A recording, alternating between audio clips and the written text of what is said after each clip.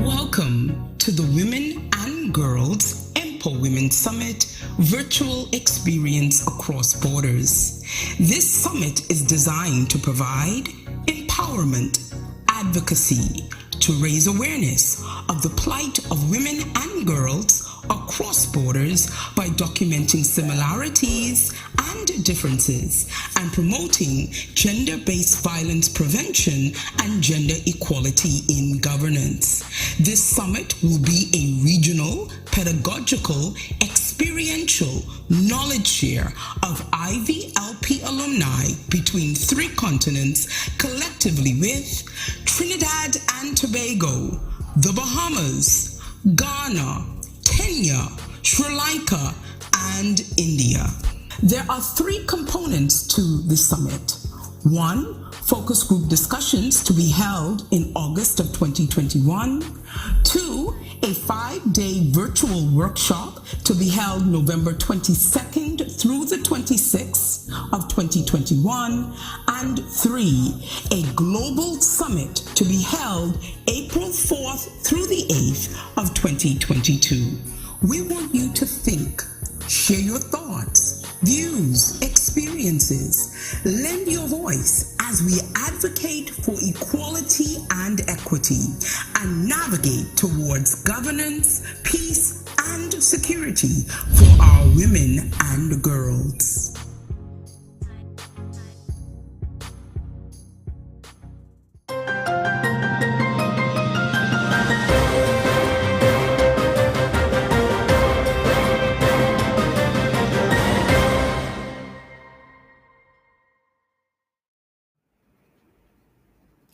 Hello and welcome everyone. Good morning, good afternoon, and good evening to all those who have joined us today from different parts of the world.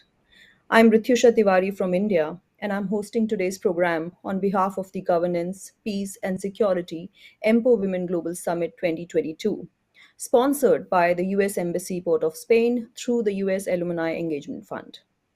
Science and gender equality are both vital for the achievement of the internationally agreed development goals, including the 2030 Agenda for Sustainable Development.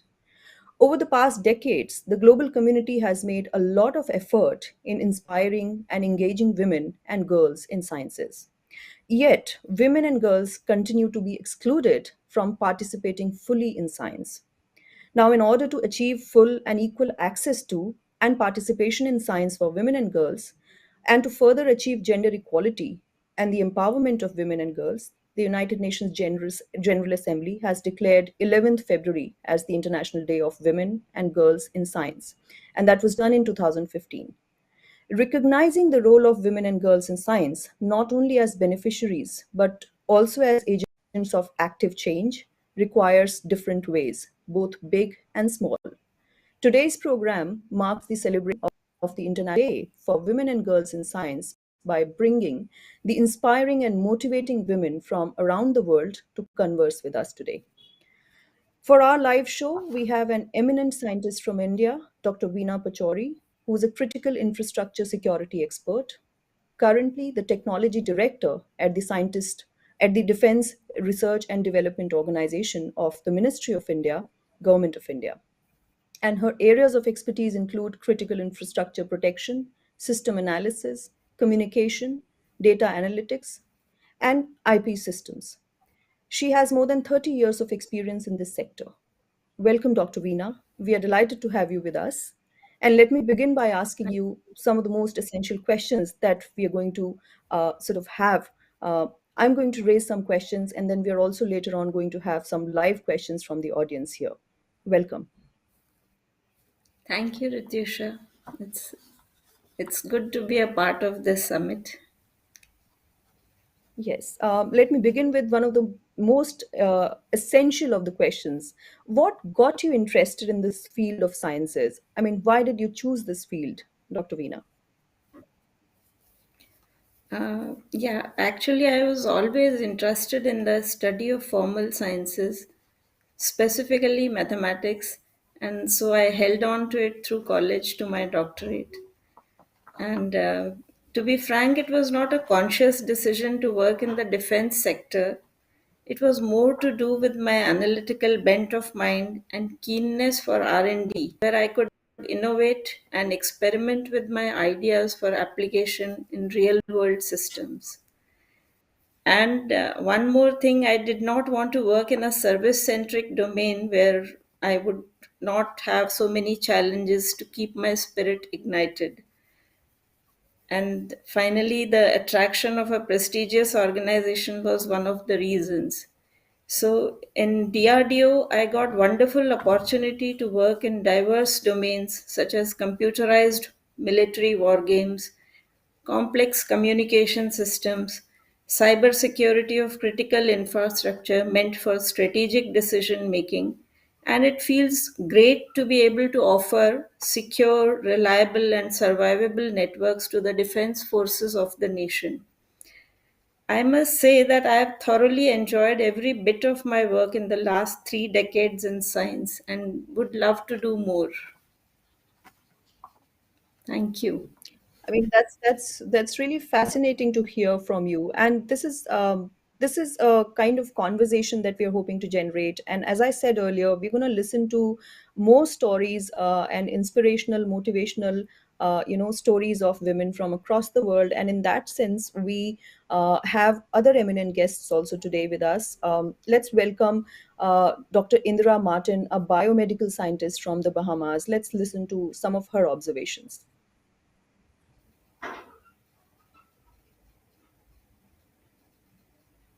Hi, my name is Indira Martin. I am a biomedical scientist and I'm the director of the Bahamas National Reference Lab here in Nassau, Bahamas. So the reason why I chose this field that I'm in is because I had a love for genetics going into university. I was just absolutely fascinated with it. At the time, Dolly the sheep had just been cloned.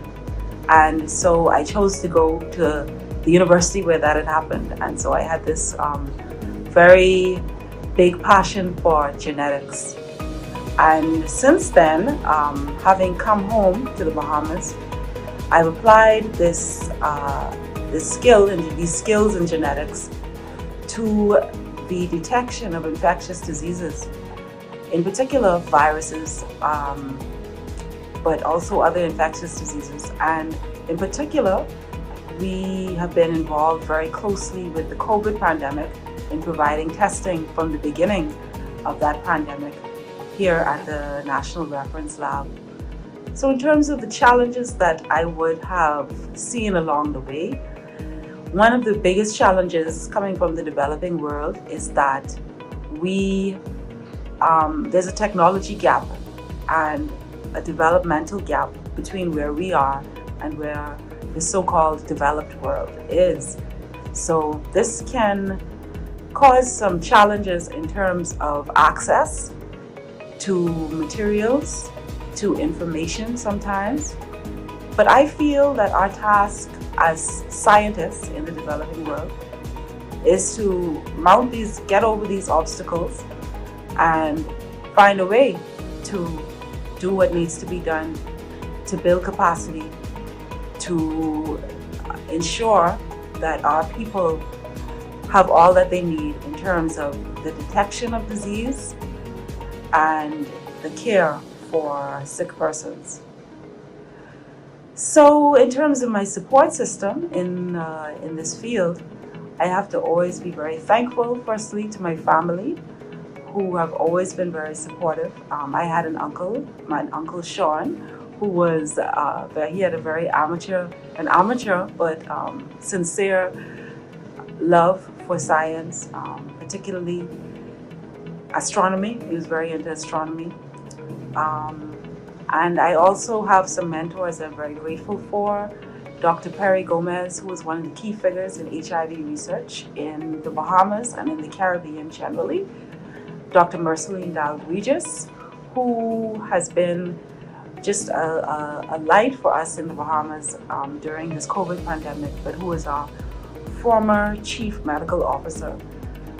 So through these mentors and these mentorships, I've really been able to develop as a scientist, as a young scientist, becoming now an older scientist, And I'm also have also have had a lot of support from my colleagues, from my friends, and in general from the village, all around me.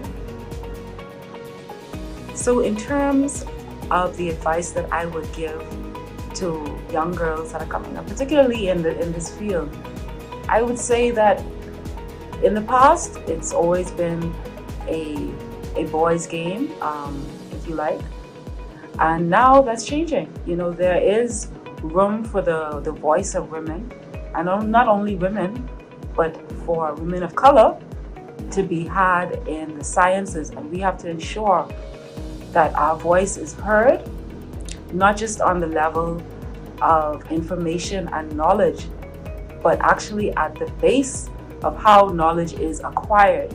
We have to start and make an impact. And we can only do that through confidence, through perseverance, and through passion. So these are the skills and the qualities that I believe we need to hone as young women and as women of color in order to really make an impact in this field of science. Thank you very much. Well, how inspiring to listen to Dr. Indra there. And a lot of what she says really resonates with what Dr. Veena was earlier talking about. It's a fact that men vastly outnumber women majoring in most STEM, fields in college, and the gender gap is particularly high in some of the fastest growing and highest paid jobs of the future, like computer sciences and engineering. And there are a lot of stereotypes, gender stereotypes attached with STEM fields, because these are actually viewed as masculine. Teachers and parents are often underestimating of both girls' maths abilities, and also the fact that it's a male-dominated culture. There are very few role models for the girls. So, in that context, Dr. Veena, I would like you to throw some light on the challenges that you faced in your journey in this particular field. Dr. Veena. Coming to challenges, I'll speak about the professional challenges in the initial years when I joined in the 90s. So, mainly there was a lack of resources to access international publications and journals. Then there were gaps in the technology readiness levels in the country to match the requirements of the security systems for classified communication, and also the certifying and qualifying agencies, because for such networks you need highly proven systems. Then of course, working in the government, bureaucratic delays are always there, and to a great extent lack of information sharing among professionals, because that time the internet was not that easily accessible, like it was beginning in the country, and the access was not so easy for everyone. And as a young scientist, the only challenges were resource availability. But as a senior scientist, I feel more in terms of decision making through conflict resolution. And here I could see the gender stereotypes and gender insensitivities more than the young scientist phase. And coming to the personal challenges, of course, we cannot have that much time for family, especially for children in the growing years, which has a major impact on their formative minds. And there is a lack of good daycare centers, even living in a national capital of India. I could not find many daycare centers. Then you cannot pursue your hobbies, and very limited social interaction. That too, if you talk about working in a classified domain, you cannot even talk about work to others. Then I was also shocked to see how some of the good schools, even in this age, they preferred children of non-working mothers, which was a shock indeed. So these are the main challenges I faced. Right. That's really and in a sense your experience like some good 30 years ago. kind of seems to have traveled even today, because we listen to the stories of how working mothers are still struggling for good daycare, how childcare primarily remains the task of a woman. And all of this is, of course, the result of a kind of a structural imbalance that is there between the genders. It contributes to confidence gap, it contributes to anxiety, it contributes to a perpetuation of male domination in all of these fields. Not, I mean, it's there for the working women in most of the fields, but it's amplified in STEM technologies. Joining us today is also Dr. Reena Kumari, who's an environmental scientist from India. And she also has some of her observations and insights regarding the kind of interest that led her to her field of inquiry today, as also the challenges that she faced on the way. And not just that, the kind of support that she got from the society, from her parents, from her peer group, and that necessity of building the circle of solidarity, as it were, which would go in some way reducing the kind of gap that is there, the gender gap that is there in terms of women's entry into sciences. So let's hear what Reena Kumari has to say. And I'll also request our live audience to start dropping their questions, their queries, their observations, and comments in the boxes, both on YouTube as well as Facebook. Dr. Reena Kumari. Hello everyone, I am Dr. Reena Kumari, working as an environmental scientist. I would like to wish everyone a very happy International Day of Women and Girls in Science. I had always interest in science. Initially, I wanted to join medical science and appeared twice for the test. Despite initial lack of success, I continued and finally chose environmental science as my career because I feel that it directly affects human and other living beings. At that time, I got to know about the drought condition in northern Gujarat, which is in western part of India. Because of this drought, women in this area were compelled to travel 6 to 8 hours on feet to simply get the potable water. This is what prompted me to choose hydrology as my career. I faced various challenges while pursuing science as my research area. I had to go from one village to another village to collect the water samples. Many a times villagers would ask what I am doing. Many a times they were not supportive. Even I faced various safety issues during my field visit across different states in India. Even logistically carrying the big instrument was also very difficult sometimes. As far as social support is concerned, my parents were very supportive, especially my mother. As usual, society was more concerned about my marriage rather than my career. My PhD supervisor was very supportive, my lab mates were very supportive. I was the first PhD candidate from my lab. My advice to the young girls, like any other field, science requires passion. You choose only those areas of research which you like most. Only then you will be able to give your 100%. Thank you. Well, as Dr. Reena very rightly pointed out, science requires passion, and we can only give our 100% to the area in which we are interested. Now, let me kind of bring to the table this whole idea of social support, because for every passion to be supported, we do also need a kind of support. We need a system which is a system of solidarity, if you will, which is needed for maintaining that passion, that zeal to continue our work. And it is this whole social circle of solidarity can be brought in by being more inclusive, being more diverse, being more accepting to a kind of requirement that is there in the face of gender gap.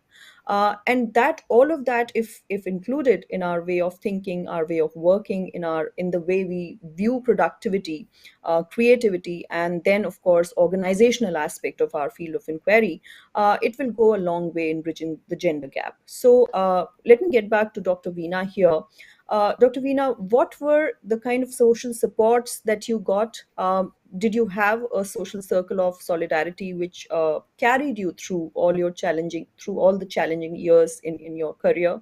And do you think that this system of social support is better today than what it was in say last 3 decades, Dr. Veena?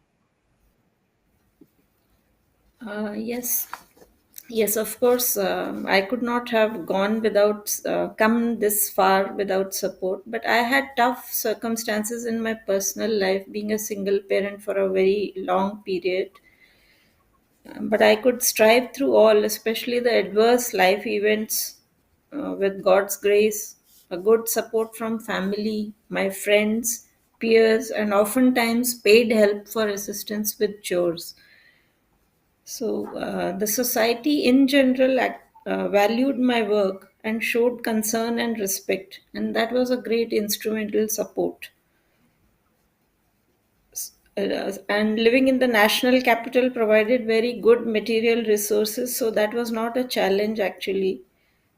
And then I used to manage an outstation trip with family, mostly, and the children cherish those beautiful memories.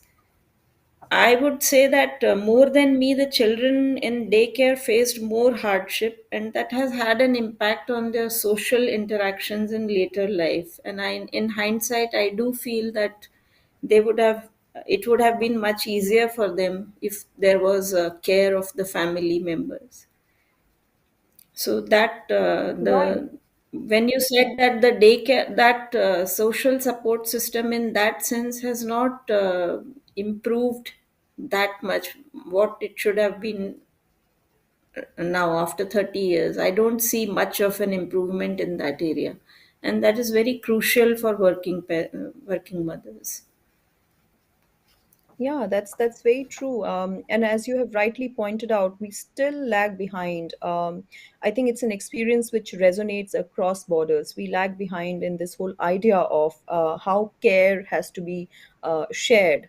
It's not just the mother's job. It's not just the woman's job to sort of invest her primary productive years in care of the children. It's actually a thing which has to happen, of course, by via partners, via family, via also the social circle.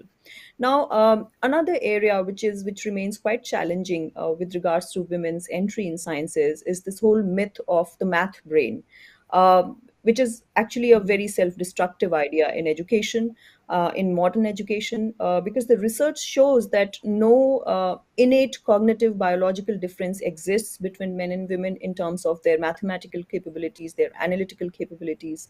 But because of this myth which exists in society that girls are not really that great in maths, they lose confidence in the whole subject by their preschool. I mean, by their elementary school. Boys, on the other hand, are actually more likely to say that they are very strong in mathematics in their elementary school itself. And that affects their performance. And therefore, by correlation, engineering and computer sciences, which are actually very highly paying STEM fields, remain heavily male dominated. So, our next guest today is Hanifa Philip, a young electrical engineer from the Trinidad and Tobago. She would be able to throw some light on this particular gap that exists in this particular STEM field, and I'm sure she has a lot to sort of share with her. And her experience really matters because she's actually quite a young voice in this particular field. So, Hanifa Philip. Hi everyone, my name is Hanifa Philip. I am from Silas. I am 18 years of age and I completed a diploma in electrical and electronics engineering at the University of Trinidad and Tobago. I started in 2019 and I finished last year, which would be 2021. I actually got into the field by accident. In secondary school, they mixed up my line 7 subject, and I had to choose between electrical and EDPM, and I chose electrical. I got into the class, and I was the only female in the class, and I was actually to the top of the class. My teacher, he always encouraged me to keep pushing myself in the class, and by the end of Form 5, that would be around graduation time, he came to me and he said, Hanifa, make sure and apply for the university. And I did. I applied to the University of Trinidad and Tobago, and it was smooth in the beginning, and well, it started getting a little challenging, very, very challenging. Okay, I went to Point Lisa's campus, that is central area, and as I said, the classes was smooth in the beginning. The first semester it was going very well. Second semester I failed a subject and I decided I can't do this no more, I given up, right? And I have this friend, she was doing chemical there at the time, and she said, Hanifa, if you give up, I'll never forgive you. And I started pushing. I said, Hanifa, you're not doing this for you alone, you're doing this for you and your family and your friends. And I say, I will keep pushing, I keep pushing. The first semester, second year, it got even harder. I had presentations, I had so much challenging things at the university. And also, I had a little bit of racism.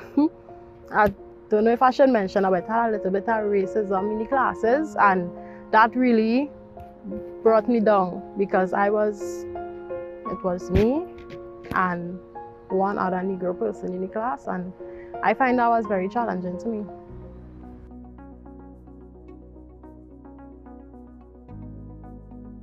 Okay, so when I started doing practicals, I didn't have a uniform, right? I didn't have a coverall, and my brother-in-law had to lend me one on his own, so I would say he was there for me as well. And my mother and my father, they paid for everything, every single thing, from traveling fees, everything, food, eating, everything. I would say that my parents supported me full 100.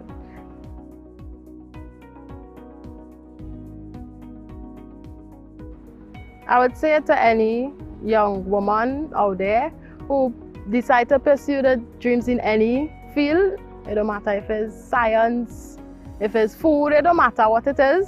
I would say that with the right support system and enough confidence, that you could become anything you want. No matter where you're from, it don't matter. It really don't matter where you're from. It don't matter.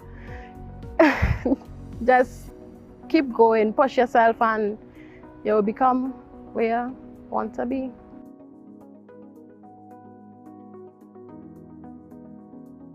My intentions in the future is to further my education in electrical engineering, and I'm 18 now, so by 23, 24, I hope to have my bachelor's degree by that time. And well, right now, with the pandemic going on, I am actually doing hairdressing as a side hustle, but my main goal is to become an engineer, an electrical engineer. Okay. Well, those are really, really interesting and inspiring words from Hanifa. Keep going is her message. And that spirit is actually what is needed to carry us through all the challenges, all the difficulties that we face, that we continue to face in our areas of work. Dr. Veena, let me raise one of the questions that has come from our live audience. And the question reads as follows.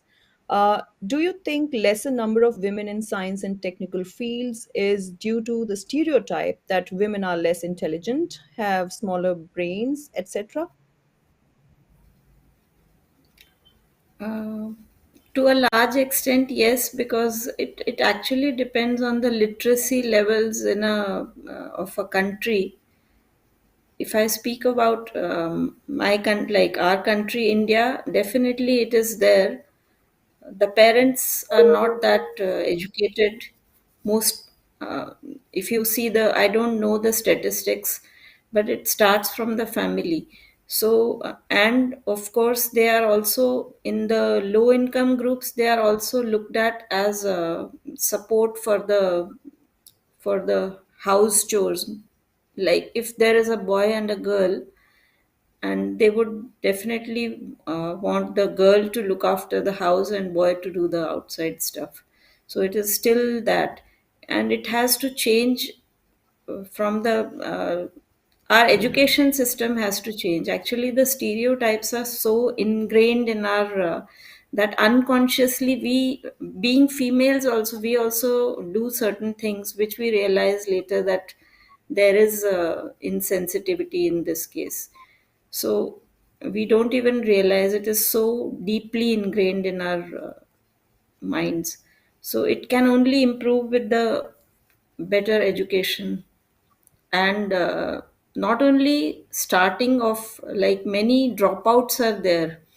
So you have to ensure that the girl child gets completes the school education, at least the school education, and then she can,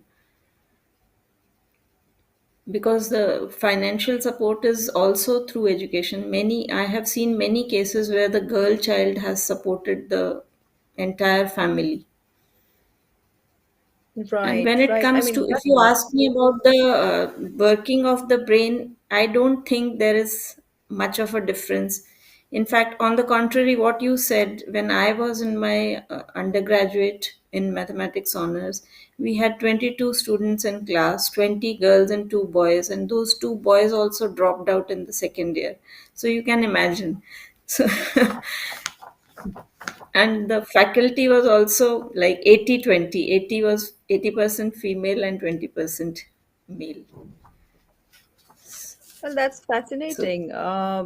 Yes, and I think if we extend your earlier argument about how important it is for young girls to have a kind of financial support to be able to pursue their careers in science. I think also the STEM careers help narrow the gender pay gap. The problem of gender ex- pay gap that exists in different sectors, because some of the STEM workforce gets the workers earn two-third more than those employed in other fields, and this is a data by Pew Research Center. So highest earning STEM occupations actually offer that way out of gender pay gap. It enhances women's economic security, ensures a diverse and talented STEM workforce, and also then goes in a long way in terms of preventing biases in these fields. So another question that has actually come from the audience is with regards to STEM careers, facilitation of bridging the gender pay gap. Your thoughts quickly on that one? bridging the gender pay gap. So in Yeah, and how? yeah, so that is mainly in the private sectors, because in the government where I have worked, there is no difference in the pay levels. But when it comes to small employers, there it must be there. And I really don't know how to bridge the gap, but women have to actually fight for their right, because the number of hours they put in is the same as those of the men. And they have to they have to really be after the employers, because as a system I don't think there are any legal provisions like that. It just happens that the employers, I myself know about cases where some of the girls have been working in private organizations, and comparatively girls are more sincere when it comes to working in those fields like art and architecture and all those fields. So they tend to derive most work from the female employers, and the pay is not at par. So it mainly boils down to the number of females in a working place, and they have to raise their voice, and it has to be taken collectively in society also. But I really don't, I cannot suggest in what way it can be done. Right, and as you very rightly pointed out, it depends a lot on how many women are there actually in that field, and whether there can be a kind of unified demand for equal pay. Now, if we come Mhm. to the sector, healthcare sector, for instance, nearly 80% of the healthcare workforce are women, but only about 21% of health executives and board members are women. So when it comes to decision making, positions, Mhm. only about a third of the people are women. So our next guest for the day is Dr. Swapnil Porwal, who is a cancer specialist from India, and I think her story will also give us a kind of glimpse into how women who are actually very the number of women is highly represented in these areas like health workers. Some of the challenges that the women continue to face despite that high representation. So, Dr. Swapnil Porwal, our next guest for the day, I welcome her. Let's listen to what she has to say. Everyone. Myself, Dr. Swapnil Porwal, and I'm a cancer specialist. I would like to wish everyone a very happy International Day for Women and Girls in Science.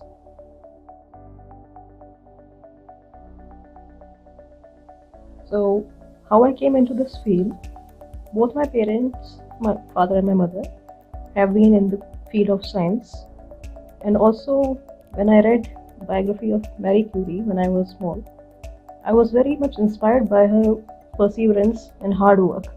Being a woman in those times, it was not easy for her to go to college. And despite of all those constraints, she managed to win two Nobel Prize, which is first for any woman.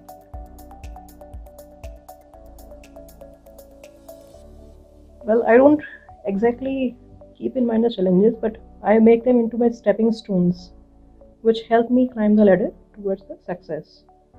There's a very famous quote by Eleanor Roosevelt, by her former American president, Franklin D. Roosevelt, that nobody can make you feel inferior without your consent.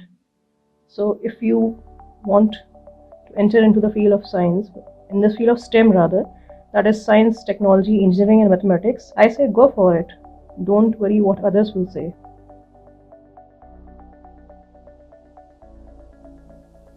That whatever you to achieve, just make an aim, and then with hard work, perseverance, determination, and taking all criticism positively, you can achieve whatever you wish. Brian Tracy, a motivational speaker, said, decide what you want and then act as if it were impossible to fail. This keeps me going. So I would also like to tell young girls to find strong support system, whether in the family, siblings, parents, in your mentor, make mentors, and then work very hard towards your goal. Never believe that you can't achieve anything. And I would like more and more girls and women to come into the field of science. Being a doctor, I would also like to focus on very one important issue, that is when the girls they start menstruating or when they start their periods, the rate of dropout, school dropout increases rapidly, especially in the developing nations. So we as adults have a very strong responsibility that we support these girls so that they can become future of our nation and as well as world. Thank you so much.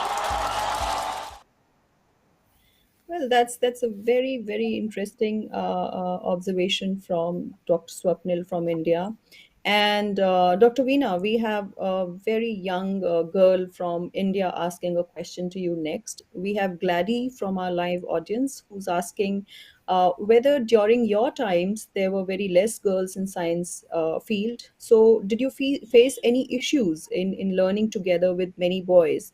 And was there a kind of competition? Did they make you feel vulnerable? And I'll club it with another question that has come from our live audience. Since there were lesser number of women in sciences, if we talk about earlier decades, this vulnerability did it also lead to a kind of sexual harassment issue at workplace later on in your professional life, Dr. Veena? Yeah, as I said in my undergraduate, it was a different case for me. We were in majority, girls were in majority. And in masters also, it was not that bad. It was 40% girls. But when I went for my PhD in Roorkee University, I could see a major, like a big difference going from a big city, Delhi, to Roorkee, where like people were very conservative. So there I used to feel initially that it's going to be difficult, but then I was so passionate and involved in my own things that I did not pay much attention to those things. But yes, it was a very conservative background and society there. uh, Right. So, so as you pointed out, yes, the environment plays a big role as to how, vulnerable or how secure women would feel, girls would feel when they are pursuing their area of passion. And it's true for STEM, it's true for all the other areas of research, all the other areas of education. That's very true. The next guest for today is Kelsey Moses, who is an airline pilot from Trinidad and Tobago. And being a young woman in sciences herself, taking on another male dominated bastion, I'm sure she has some very interesting things to share with us. Let's listen to Kelsey Moses from Trinidad and Tobago. Flight 527, runway 8 kilo, you're cleared for takeoff.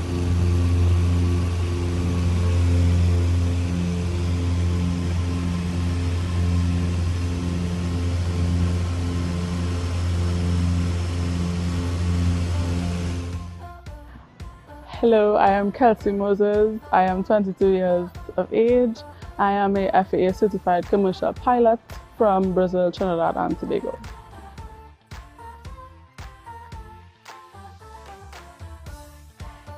My biggest inspiration for me wanting to become a commercial pilot, wanting to fly in the first place was my father. He used to work in Caribbean Airlines, and from a very young age, I would say the age of 7, I was very intrigued and interested in seeing planes land, seeing them take off, how big they were, and I just was very interested and was never going to give up on my dream of becoming a pilot.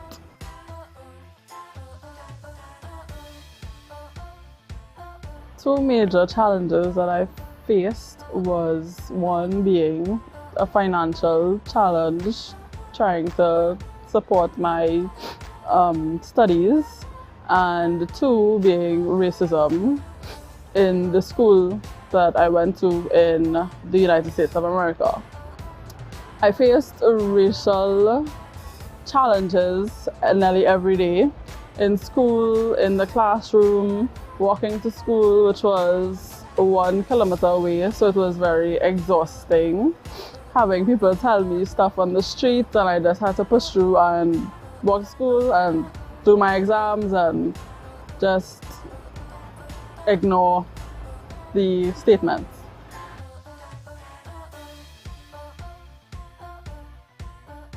Having a support system is extremely important, and it was extremely important for me during that time, being the only black female in a male-dominated school and field, being the only black female who had to sit in a class full of males, white males, and listen to banter and talks behind your back and all these things. It was very important because having your family, your immediate family, my mother, my sisters, my brothers, just there to talk to me at the end of the day was extremely important.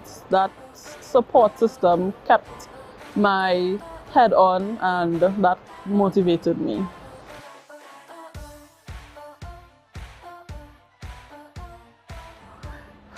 Personally, I have had a lot of negative people coming to me in my life and telling me that I couldn't do anything, that I couldn't achieve my goals, that I couldn't become a pilot, that I couldn't fly a plane, that I couldn't even dream about doing it.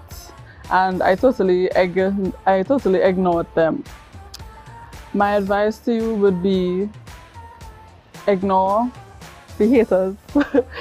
Embrace the people who inspire you. Embrace your family, people who support you, and focus on your dreams and your goals. Distractions come and distractions go, but the dream always stays.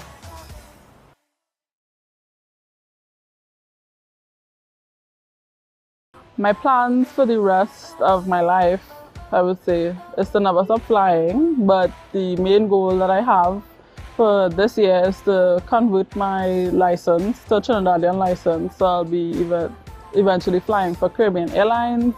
I also want to do cargo, and I am in the process of filling out my resume to fly for DHL and FedEx. I would also be open to flying with the Roots Foundation and taking them wherever they need to be.